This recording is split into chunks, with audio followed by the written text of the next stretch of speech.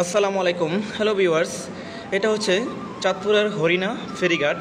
এই হরিণা ফেরিঘাটের মধ্য দিয়েই প্রায় 10 কিলোমিটার মেঘনা সেতু নির্মাণ করা হবে, অথবা যদি পরিবেশগত কোনো সমস্যা না হয় তাহলে 10 কিলোমিটার টানেল তৈরি করা হবে, যেটা চট্টগ্রামের কর্ণফুলী নদীর তলদেশে আছে। তো এইটার জন্য কিন্তু ইতিমধ্যেই সমীক্ষার কাজ শেষ হয়ে গেছে, এবং এই যে দেখছেন যে নদীটা, এই যে ফেরি দেখছেন, এখানে কি তারা যে ওই ফেরিঘাটের অপোজিট পাশে কিন্তু শরীয়তপুর জেলা। তো শরীয়তপুর থেকে এই চাঁদপুরের যে যোগাযোগ, একমাত্র যোগাযোগ কিন্তু এই মেঘনা নদী পাড়ি দিয়ে তারা যেতে হবে শরীয়তপুরে। আর এটা হচ্ছে মেঘনা। তো এখানে মেঘনা সেতু হবে প্রায় 10 কিলোমিটার অথবা 10 কিলোমিটার টানেল হবে। ইতিমধ্যেই সমীক্ষার কাজ শেষ হয়েছে।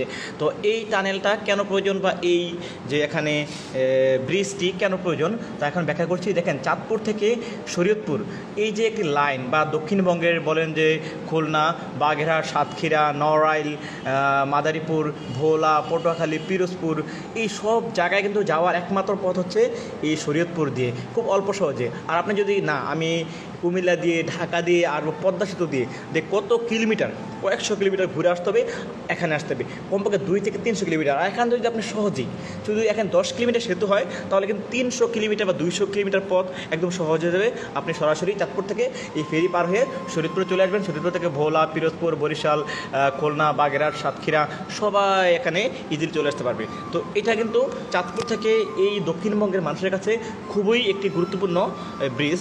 তো আশা করি গভর্নমেন্ট যে উদ্যোগ নিয়েছেন খুব ভালোই হবে যদি ব্রিজটা করা হয়। এই যে দেখেন, প্রায় দৃষ্টিসীমা গোচর হচ্ছে না, এত বিশাল এক মেঘনার অংশটা, এখানে মেঘনা ব্রিজ হবে।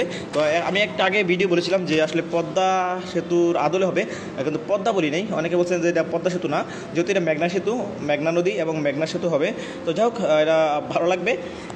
আপনাদের কাছে কেমন লাগছে? আমি যখন দেখছি নিউজটা যে এখানে দ্বিতীয় মেঘনা সেতু হবে, বা মেঘনা সেতু হবে, এখানে কিন্তু মেঘনা সেতু আরেকটা আছে। তো এটা হচ্ছে দ্বিতীয় মেঘনা সেতু, এখানে প্রায় 10 কিলোমিটার। আমাদের এই পদ্মা সেতু মাত্র 6.15 কিলোমিটার। তো সবার জন্য ভালো হবে। দেখেন, এখানে কিন্তু ইলিশের অভয়ারণ্য। তো ইলিশের মৌসুমে কিন্তু এখানে যদি ব্রিজ করা হয়, তাহলে কিন্তু ইলিশ মাছের জন্য একটা হুমকি হতে পারে। আর যদি টানেল করা হয়, তাহলে কিন্তু সহজেই মাটির নিচে দিয়ে চলে যাবে, আর কোনো এখানে যে পরিবেশের বিপর্যয় ঘটবে না, বা ইলিশ মাছের কোনো ক্ষতি হবে না। তো ইলিশ মাছকে বাঁচাতে হলে, বা সাগর যে পথে যে বড় বড় জাহাজ চলাচল করে, সেগুলোকে বাঁচাতে হলে অবশ্যই এখানে টানেল করতে হবে। এটা যে আপনার চাঁদপুর হরিণা ফেরিঘাট।